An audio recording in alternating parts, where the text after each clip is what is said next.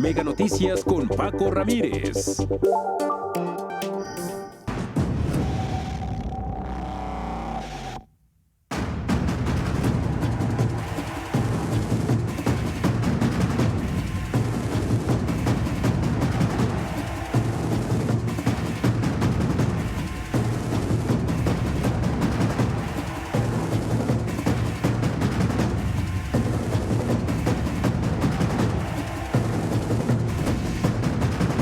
Pase lo que pase, duela lo que duela, se trate de quien se trate. Se trate de quien se trate. Fuerte discurso hoy del secretario de Marina, Raimundo Pedro Morales, en el desfile militar, reconociendo lo impensable, que la corrupción ha manchado a la Armada de México. El discurso fue implacable, duro aceptarlo, dijo, pero imperdonable callarlo en medio del escándalo por la red criminal de Huachicol Fiscal, el contrabando de combustible que involucra a mandos navales. No hubo referencia al exsecretario Ojeda ni a sus sobrinos, los Farías, los del cártel de los primos, pero no hacía falta hacerlo.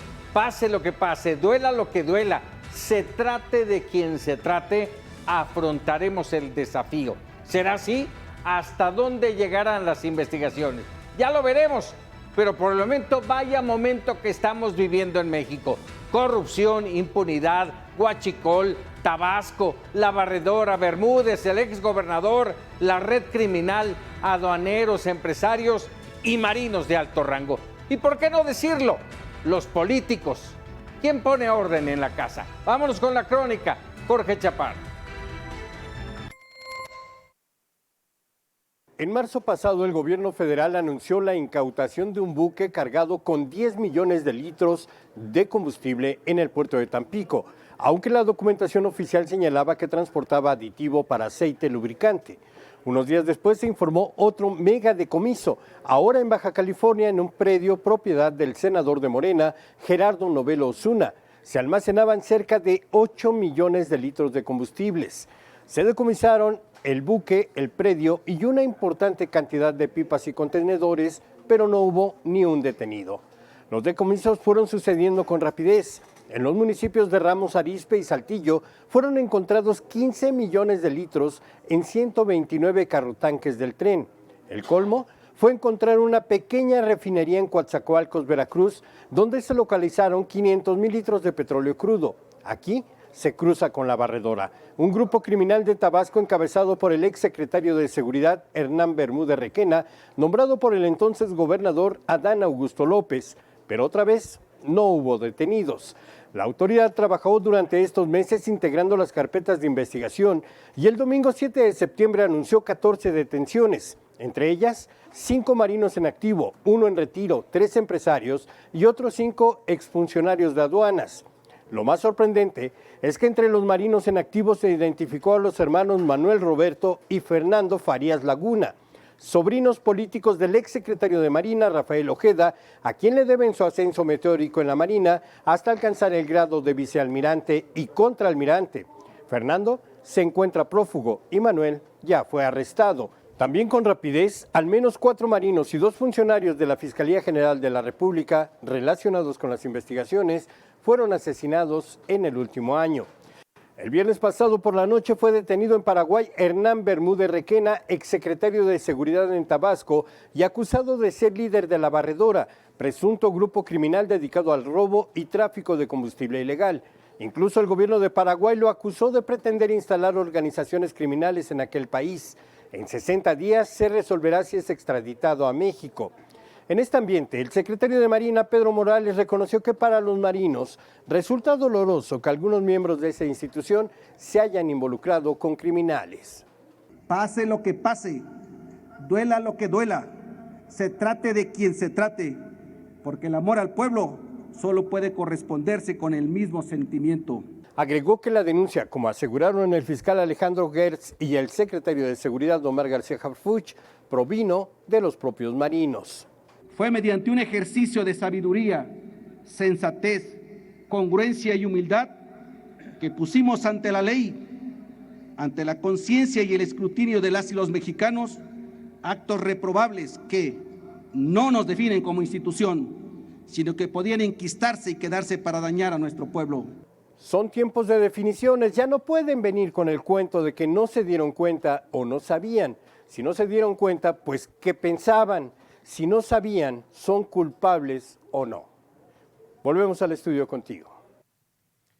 Así es, Jorge, muchas gracias. Sí, establecemos comunicación con Víctor Hernández, analista, especialista en temas de seguridad nacional de la Universidad Panamericana. Víctor, como siempre, un gusto poder platicar contigo. Muy buenas noches. Y yo de entrada te pregunto, a ver, dame tu punto de vista después de escuchar el mensaje de hoy del secretario de Marina. ¿Qué te deja? Estaba haciendo un viaje en el tiempo, Francisco. Muy buenas noches a todo nuestro auditorio. Justo hace 5 años es la primera entrevista que me hiciste. Justo en estas fechas hablábamos de un análisis del desfile. Mira, a ver, yo haría 2 consideraciones. Primero, una consideración de oratoria. La realidad es que el almirante no se escuchaba particularmente convencido de lo que estaba diciendo, se escuchaba más ensayado y más leído de lo impreso que una convicción personal. Y lo que hay que decir es que este es un fracaso colectivo, porque al final la Armada de México tiene uno de los ecosistemas de contrainteligencia más exigentes que hay en las Fuerzas Armadas, es incluso más demandante que el que tiene Sedena o el que tiene Guardia Nacional o el que tenía el CISEN. Y en ese sentido, el hablar de 2 años de permisión, incluso ya que se sabía de quiénes eran puntualmente los involucrados, pues es un fracaso de contrainteligencia, es un fracaso de litigio, y habla quizás de complicidades más arriba, porque un vicealmirante nunca se manda solo, arriba siempre tiene un almirante en su cadena de mando. A ver, me quedé ahí con dudas, déjame decirlo así. Lo escuchamos hace un momento, después de que él lanza estas 3 frases que son contundentes: pase lo que pase, sea quien sea, en fin. Viene un momento en que él menciona, después de un acto de reflexión interno, decidimos mostrar, denunciar, valga el término, no lo dice así, pero esa es la intención, denunciar los actos de corrupción. ¿Está de alguna manera defendiendo a la Secretaría de Marina o está de alguna manera defendiendo al exsecretario de la Marina?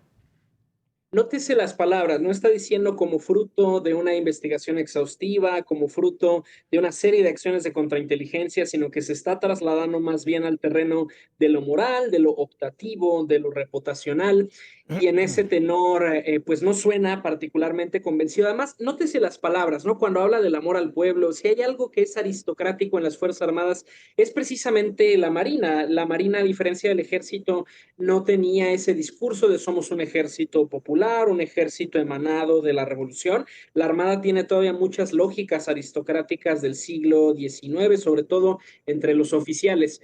Y en ese tenor, pues incluso las propias palabras suenan más a un intento de congraciarse con el vocabulario de la 4T, pero yo no puedo pensar en un discurso previo de algún secretario de Marina que utilice ese vocabulario y que se alinee con esos valores.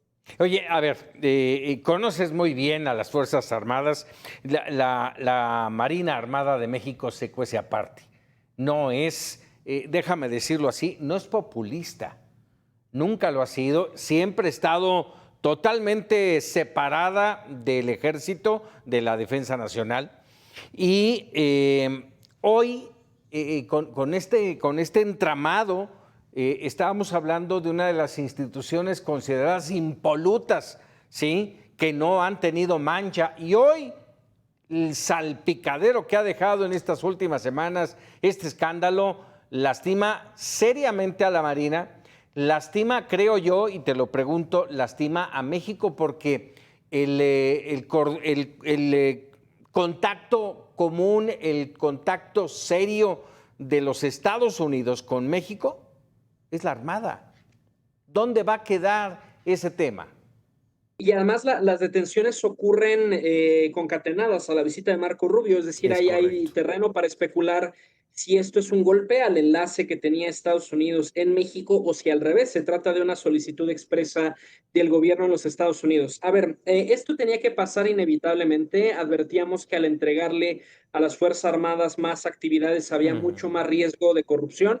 Yo te diría a título personal, para quienes alguna vez hemos trabajado en diferentes posiciones dentro del ecosistema de seguridad, esto no es una sorpresa, porque toda burocracia que trabaja temas de seguridad, fiscales, peritos, jueces, policías, tienen enormes tentaciones y no depende de a quién nombras. Tú podrías poner, perdón por la exageración, tú podrías poner al Papa Francisco en uno de estos puestos, pero las tentaciones, la falta de mecanismos de supervisión son donde se juegan el que una falta se cometa o no.